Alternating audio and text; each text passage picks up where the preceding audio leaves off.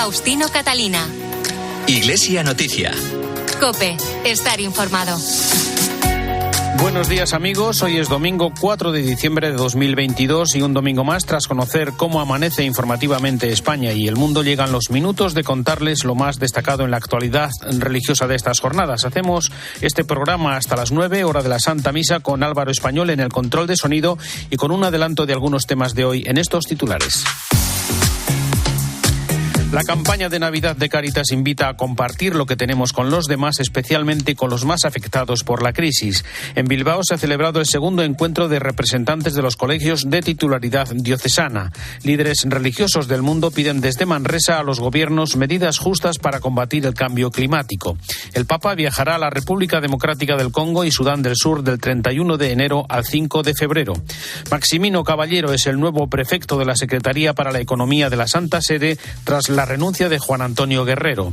Los obispos de Cuba lamentan la falta de libertad en el país y proponen como gesto para Navidad que el régimen libere a los presos políticos. Y el toque manual de campanas español ha sido incluido en la lista del Patrimonio Cultural Inmaterial de la Humanidad de la UNESCO. Faustino Catalina. Iglesia Noticia. COPE. Estar informado. El nacimiento de Jesús está hoy más cerca que nunca de los pobres y vulnerables. Lo recuerda Cáritas Española al lanzar su campaña de Navidad que, con el lema «Solo el amor lo ilumina todo», invita a compartir en estas fechas la alegría de amar a los demás a pesar de que la crisis ha agravado aún más la situación y las necesidades de cada vez más hogares. Francisco Cristóbal es director de comunicación de Cáritas. En este año difícil que hemos pasado, marcado por una guerra inesperada y por las enormes dificultades que la inflación está provocando en la vida cotidiana de muchos hogares, queremos lanzar un mensaje de esperanza, animando a la solidaridad y a compartir la alegría de amar a los demás a través de nuestra campaña de Navidad, que este año propone el lema de «Solo el amor lo ilumina todo». Son estas fechas muy especiales para todas las personas y queremos invitaros a tomar conciencia de que el amor que compartimos con otras personas nos iguala como humanidad, nos convierte en una gran familia y nos llama a disfrutar del bien común que aspira a encarnarse en el pleno acceso de todas las personas a los derechos humanos. Más de 2 millones de personas sufren situaciones de máxima precariedad en España, según el último informe FOESA de Cáritas, que a través de las 5.400 Cáritas parroquiales es testigo directo de las heridas que producen estos tiempos complejos, tiempos en los que las guerras, las migraciones o las secuelas de la pandemia conviven con el empleo precario, la exclusión social de los jóvenes, la escasez de vivienda para personas sin recursos o los problemas de salud mental y soledad. A pesar de todo esto, Cáritas recuerda que Dios siguen haciendo para cambiar las sombras por una luz de esperanza. Estamos convencidos que es el amor el motor que nos impulsa a ponernos en el lugar del otro. Así que seamos luz para los demás. Y así también Cáritas podrá seguir siendo luz. Y somos luz gracias a la colaboración de miles de personas en España que confían en nosotros para canalizar el esfuerzo de la lucha contra la pobreza y la exclusión. Una batalla que se prolonga en el tiempo y que necesita de ese apoyo constante para no caer rendidos ante tanta desesperanza. La enorme solidaridad y confianza de la sociedad española en Cáritas es, sin lugar a duda, un signo de esperanza para todos. Así que, como dice el lema de la campaña, solo el amor lo ilumina todo.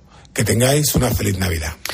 La Comisión Episcopal para la Educación y Cultura ha celebrado en Bilbao el segundo encuentro de representantes de colegios cuya titularidad corresponde a las diócesis para poner en común sus proyectos educativos. Son unos 330 centros con más de 135.000 alumnos que responden a necesidades sociales urgentes, como nos ha contado Raquel Pérez San Juan, directora de la Comisión Episcopal para la Educación y la Cultura. Sí que generan un gran impacto, muchas veces, la gran mayoría de las veces, en los barrios donde están ubicados, porque atienden a población en vulnerabilidad, a migrantes. Sí que intentan responder a esta dimensión social y a la demanda social, por supuesto, porque son solicitados por las familias, pero también porque tienen esta dimensión social, ¿no? Buscan responder a los retos y a las dificultades y a las necesidades que pueda haber en un contexto. Muchos surgieron en los años 50, 60 en torno a parroquias, muy vinculados a la parroquia, para responder precisamente a la necesidad educativa. Pero bueno, en este momento quedan la gran mayoría integrados en zonas urbanas y acogen a todo aquel que lo solicita y sí que tienen una implicación fuerte en esta dimensión social. El foro celebrado en Manresa con la participación de medio centenar de líderes religiosos de todo el mundo ha exigido a los gobiernos medidas justas para combatir el cambio climático. Al mismo tiempo piden desarrollar ciudades justas, sostenibles e inclusivas porque es donde vive la mayoría de la población mundial, incluidos los refugiados y desplazados. COPE Barcelona, Yolanda Bernal. El Pacto de Manresa interpela directamente a los gobiernos para que impulsen medidas que combatan el cambio climático, sobre todo porque está alimentando las crisis sociales y medioambientales y quienes más lo sufren son las personas vulnerables. El Pacto de Manresa propone crear ciudades inclusivas, seguras y sostenibles y darle un enfoque a la crisis climática que sea multisectorial, interreligioso, intergeneracional y con perspectiva de género. Hay propuestas concretas, como por ejemplo desarrollar infraestructuras sostenibles. El contenido del pacto se va a trasladar a comunidades religiosas y organismos nacionales e internacionales como la ONU o la UNESCO para que los objetivos sean compartidos en todo el mundo. El documento culmina los 3 días de debates que se han hecho en Manresa, en los que han participado 51 líderes religiosos de 33 países del mundo. El Arzobispado y la Generalitat Valenciana han puesto en marcha una comisión mixta para la colaboración en asuntos de interés común como el patrimonio cultural, la enseñanza o la asistencia hospitalaria y social en la Comunidad Valenciana. El administrador apostólico de Valencia es el cardenal Antonio Cañizares. Es un anticipo y un signo de futuro. No buscamos medidas extrañas, sentido común y responsabilidad. Para mí ha sido un regalo, pues os lo digo todo. Porque dejo también a mi sucesor el camino trillado y ya abierto para llegar a acuerdos concretos y puntuales que haya que llegar en su momento concreto. Y en el contexto del año jubilar por los 500 años de la canonización de San Isidro, se ha presentado en la Facultad de Medicina de la Universidad Complutense de Madrid una reconstrucción facial con el estudio forense de su cuerpo. Ha sido realizado por encargo del Arzobispado de Madrid a instancias de la Real Congregación de San Isidro. COPE Madrid, Luis Rafael, buenos días. Buenos días. 900 años después de su muerte, San Isidro nos sigue hablando. Gracias a la reconstrucción facial llevada a cabo con motivo del 4º centenario de su canonización, sabemos que el santo tenía la piel oscura, los ojos marrones, el pelo rizado, la nariz plana y bastante ancha, las cejas pobladas y la barba poco espesa. María Isabel Angulo es la forense encargada del proceso. La caracterización siempre es subjetiva, pero se hace en base a la mayor frecuencia de caracteres raciales que pueden aparecer. Por ello, en este caso, se ha añadido un color de ojos marrón, pelo rizado, oscuro, cejas pobladas, barba corta y poco espesa, y se ha aplicado un grado de envejecimiento del rostro para adecuarlo a una edad aproximada de entre 35 y 45 años. El estudio del cuerpo incorrupto del santo ha permitido además confirmar que San Isidro no era un gigante, pero casi. Llegó a medir 1,85 y contaba con lesiones en la espalda típicas de las tareas del campo. Frente a lo que se pensaba, murió antes de los 50 años. Lo que sigue siendo un misterio es la causa. Patricia Moya es profesora de Medicina Legal de la Universidad Complutense de Madrid. No hay signos de traumatismos de ningún tipo en el resto del esqueleto. ¿Qué patologías podemos ver? Bueno, pues en este caso hemos visto en la región bucofacial una serie de infecciones. Sin tratamiento antibiótico, este tipo de infecciones, incluso en la actualidad, pueden llegar a provocar la muerte. En el escáner 3D se ha descubierto que el santo tiene una moneda en la garganta. Todo apunta de la época del reinado de Enrique IV, aunque no se sabe quién, cuándo ni con qué objetivo la colocó. Sigue habiendo misterios del santo que ni siquiera la ciencia es capaz de resolver. Y el toque manual de campanas español ha sido incluido en la lista representativa del Patrimonio Cultural Inmaterial de la Humanidad de la UNESCO. La protección de este lenguaje asegura la continuidad de esta tradición común y compartida entre los diversos pueblos de España, además de contribuir a proteger unos sistemas de comunicación al borde de la extinción por la falta de campaneros. Los campaneros, que son la figura fundamental para salvaguardar esta práctica ancestral de la que perviven más de 30 modos diferentes de toques en la actualidad. Faustino Catalina. Iglesia Noticia. COPE. Estar informado. ¿Conoces la revista Vida Nueva? ¿Cómo no la voy a conocer? Hasta la lee el Papa Francisco. Cada semana adelanta todas las noticias y el mejor análisis de la actualidad de la Iglesia. Suscríbete a Vida Nueva y recíbela en casa semanalmente por menos de 9 euros al mes. Entra en vidanuevadigital.com y tendrás un 20% de descuento. ¿Qué ganas tengo de una vida nueva? UMAS. Mutua especialista en seguros para el sector educativo. Ofrecemos una solución integral para los colegios y guarderías. Daños patrimoniales, responsabilidad civil, accidentes de alumnos. Más de 800 centros ya confían en nosotros. Visítanos en umas.es. UMAS, más de 40 años de vocación de servicio. Faustino Catalina. Iglesia Noticia. COPE. Estar informado. Tiempo en Iglesia Noticia para la actualidad internacional que nos lleva una vez más a esta hora hasta el Vaticano, donde en el camino hacia la Navidad ya se ha inaugurado el pesebre y el árbol de la Plaza de San Pedro, y también ya conocemos las celebraciones litúrgicas que presidirá el Papa en esas fechas. Pero antes, el próximo jueves, Francisco acudirá a la tradicional cita ante la Embajada de España ante la Santa Sede para el homenaje a la Inmaculada Concepción. Además, para 2023 se anuncia el viaje del Papa a la República Democrática del Congo y Sudán del Sur. Nos lo cuenta la corresponsal de COPE en Roma y el Vaticano, Eva Fernández. Buenos días. Buenos días. Se puede decir que la Navidad ha entrado ya de lleno en el Vaticano, con la tradicional ceremonia de encendido de las luces del Belén y del árbol de Navidad que presidirá la Plaza de San Pedro durante esta época del año hasta la fiesta del bautismo de Jesús el próximo 8 de enero. Encabezó ayer la ceremonia el cardenal Fernando Vérguez y Sor Rafaela Petrini, presidente y secretaria general del Gobernatorato del Estado de la Ciudad del Vaticano. Ayer por la mañana el Papa recibió a los representantes de la ciudad italiana de Sutrio, el lugar de origen del nacimiento, y de Rosello, en los Abruzzos, la montaña de la que procede el abeto. El Belén de este año está realizado íntegramente en madera y el abeto ha sido decorado con adornos realizados por jóvenes de un centro psiquiátrico en colaboración con un grupo de abuelos de un centro de día y alumnos de varios colegios. La próxima semana el Papa volverá a rendir homenaje a la Inmaculada ante los fieles y curiosos que abarrotarán la Plaza de España para esta tradición que no se celebra desde hace 2 años debido al COVID, y es una de las festividades más importantes y concurridas de Roma desde que se erigió el monumento de la Inmaculada Concepción ante la Embajada de España como premio por los innumerables apoyos que llegaron de nuestro país para que se proclamara el dogma de la Inmaculada Concepción. Desde hace 64 años los pontífices acuden a rezar ante la imagen cada 8 de octubre. Esta ofrenda floral marca el inicio de las fiestas. La siguiente es la de la Virgen de Guadalupe y el próximo 12 de diciembre el Papa celebrará la misa para toda la comunidad hispanoamericana de Roma en la Basílica de San Pedro. Pero además hemos sabido que por fin el Papa podrá realizar el viaje a la República Democrática del Congo y a Sudán del Sur del 31 de enero al 5 de febrero del próximo año. Este viaje tuvo que ser aplazado por sus problemas de movilidad. En Kinshasa se reunirá con las víctimas de los conflictos del país y con los representantes de algunas obras de caridad, además de las habituales reuniones con jóvenes y religiosos en la Catedral de Nuestra Señora del Congo. En Sudán del Sur recibirá a desplazados internos y estará acompañado por el arzobispo de Canterbury, Justin Welby, y el moderador de la Iglesia de Escocia, Jim Ballads, ya que este país cuenta con una importante presencia de anglicanos. La Santa Sede define la visita como una peregrinación ecuménica en busca de la paz y de la reconciliación nacional. Será el primer viaje de un papa a Sudán del Sur, mientras que San Juan Pablo II visitó ya hace 37 años la República Democrática del Congo.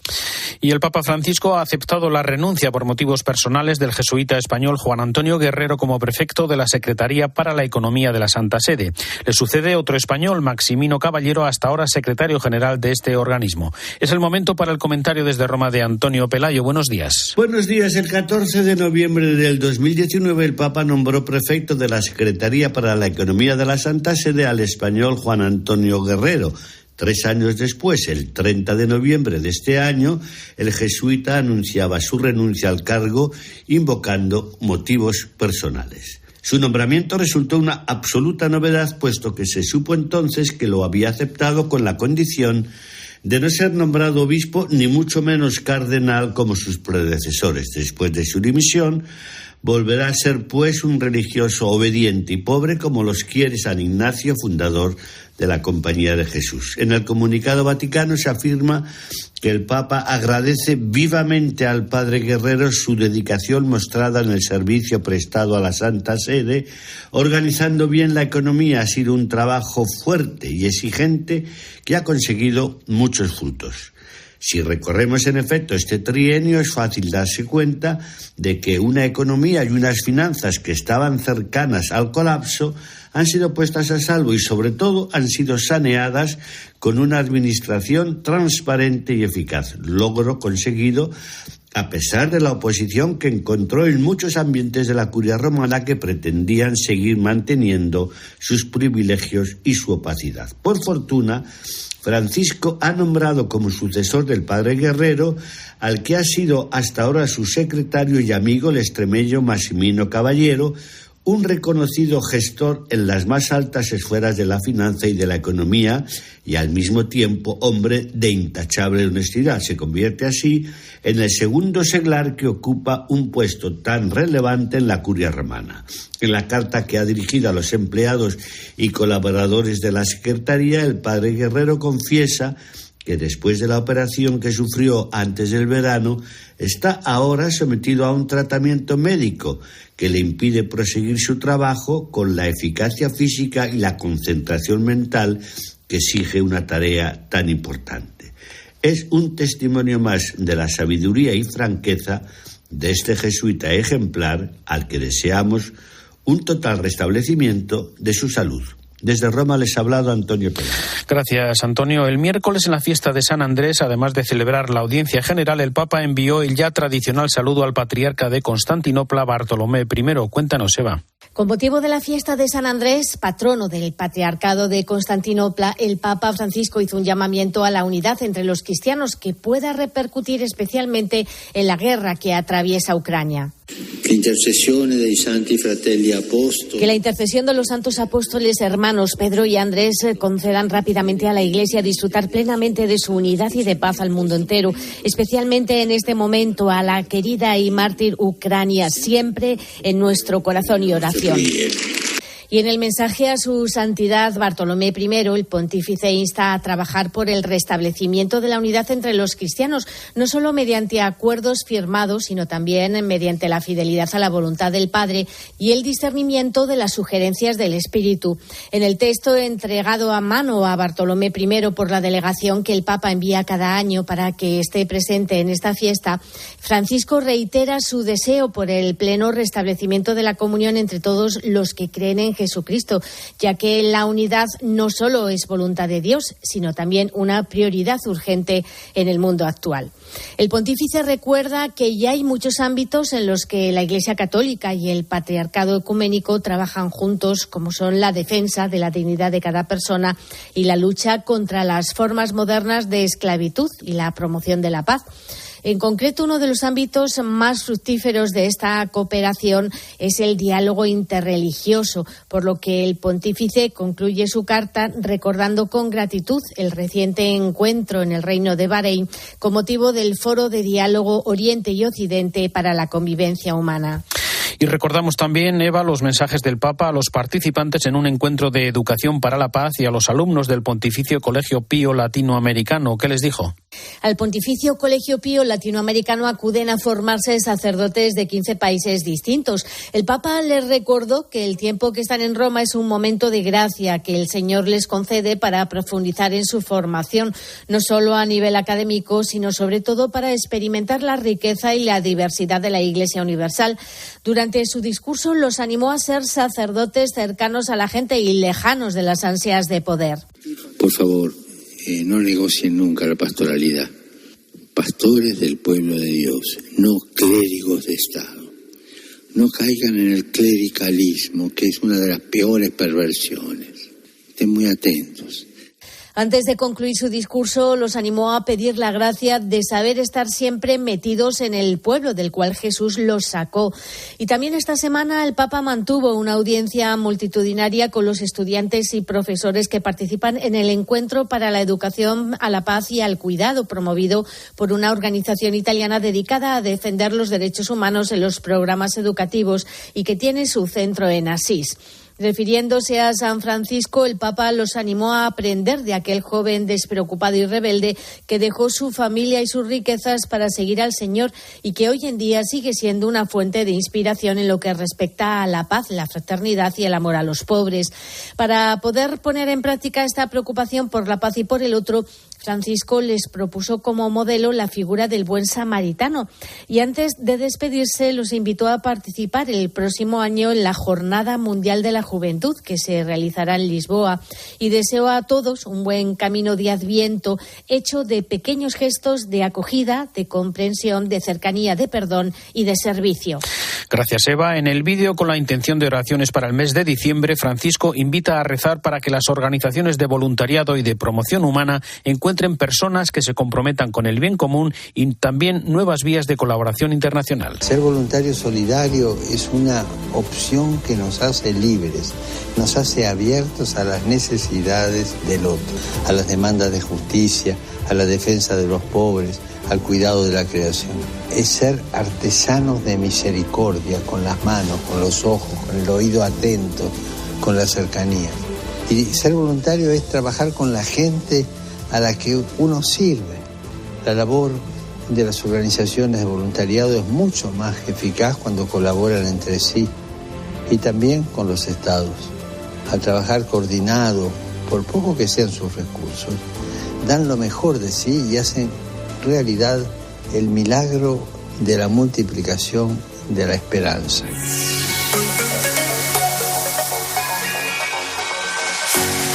En Iglesia Noticia, más informaciones de la actualidad internacional. La COMECE, la Comisión de Conferencias Episcopales de la Unión Europea, ha pedido a los Estados de la Unión leyes y un marco fiscal adecuados para la economía social de aquellas entidades que priorizan los fines sociales y medioambientales para reinvertir en ellas mismas la mayor parte de sus beneficios. Corresponsal en Bruselas, Paloma García Ovejero. Buenos días. Buenos días, Faustino. El mercado debe ser también un lugar que crea alianzas, lazos de pertenencia comunes y cuidados mutuos entre las personas. Este es el principio sobre el que se basa este documento, tal y como explicábamos, señor Gerard, el presidente de la Comisión de Asuntos Sociales de la COMECE. Y lo que han hecho ha sido sugerir una serie de herramientas a la Comisión Europea con el objetivo de desarrollar todo el potencial de la economía social en los 27 Estados miembros. ¿Cuáles son esas herramientas? Pues ni más ni menos que los principios de la doctrina social de la Iglesia. Es decir, el destino universal de los bienes, el bien común, la dignidad de la persona humana, la justicia social, la subsidiariedad, la opción preferencial por los pobres. Y entre las recomendaciones, lo que sugiere la COMECE, por ejemplo, es definir claramente los criterios de pertenecer a la economía social, mejorar el acceso a los fondos de la Unión Europea, financiación pública, en fin, la vida real empapada de evangelio. Menos de la mitad de los residentes en Inglaterra y Gales se consideran cristianos. Es la primera vez que esto sucede, ya que en una década ha descendido en un 13% el número de fieles, según los últimos datos de la Oficina Nacional de Estadísticas. Corresponsal en Londres, Alicia Hernández. Por primera vez, menos de la mitad de la población se considera de religión cristiana aquí en Reino Unido, concretamente en Inglaterra y Gales, donde se ha publicado el resultado del censo que la Oficina de Estadísticas elabora cada 10 años. Aunque la pregunta sobre religión es voluntaria, un 94% de los encuestados la contestó. Este año solo 46,2% dijeron ser cristianos, una bajada de más de 13 puntos con respecto a la década anterior. Como segunda categoría más frecuente está quienes se consideran sin religión. Este rubro ha aumentado en 12 puntos respecto al censo anterior. La tercera categoría corresponde a religión musulmana y la cuarta a religión hindú.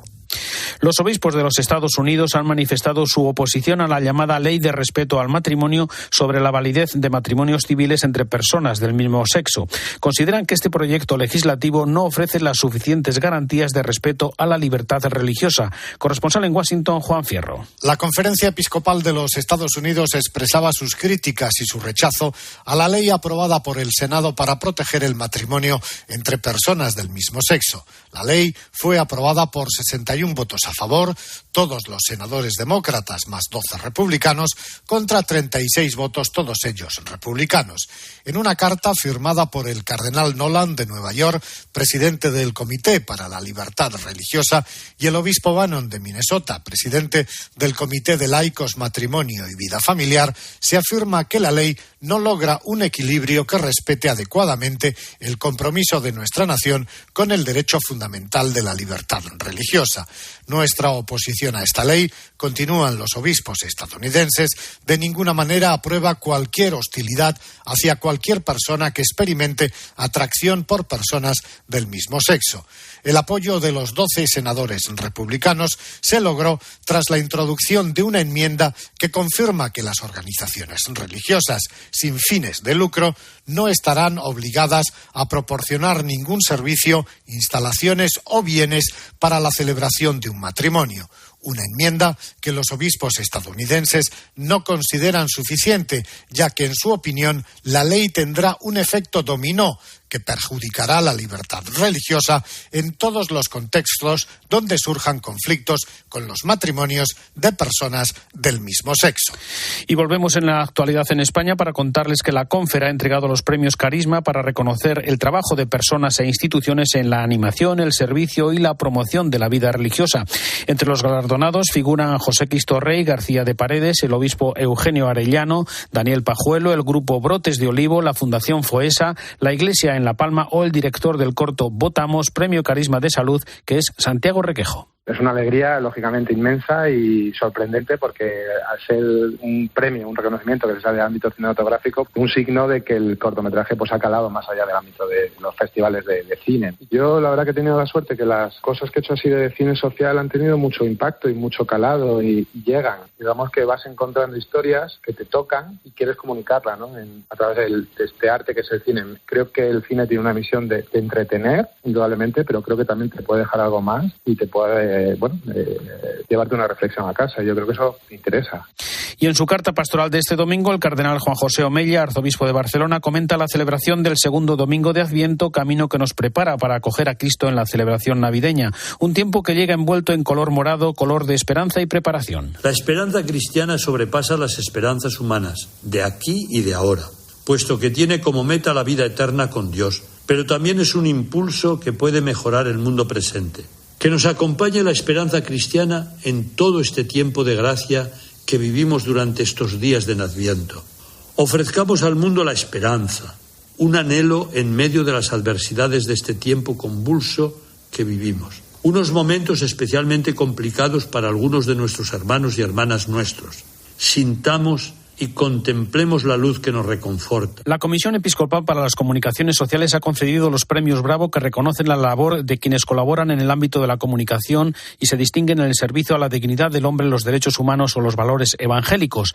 La Fundación Octavo Centenario de la Catedral de Burgos ha sido galardonada con el premio Bravo Especial. Nuestro compañero y director de Agropopular en la cadena COPE, César Lumbreras, premiado en el apartado de radio. Premio de prensa para el columnista del diario El Mundo, Jorge Bustos. Almudena Ariza, de Televisión Española, Premio Bravo de Televisión. Eclesia ha sido galardonada en comunicación digital por el especial sobre el 40º aniversario de la visita de Juan Pablo II a España.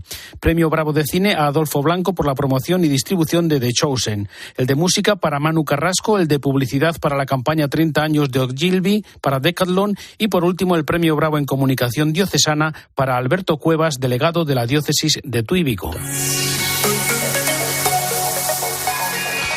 Hasta aquí el informativo Iglesia Noticia, programa 1805, en este domingo 4 de diciembre de 2022. Y antes de terminar, mi agradecimiento en nombre de todos los que hacemos este programa, redactores, técnicos, emisoras, corresponsales, a cada uno de los 654.000 oyentes que nos otorga el último Estudio General de Medios, un récord histórico del programa en los más de 35 años de emisión. Es un estímulo para seguir en este camino y un reto profesional. Gracias. Tras la última hora de la actualidad, les dejamos ya con la Santa Misa. Hasta dentro de 7 días, el saludo de Faustino Catalina.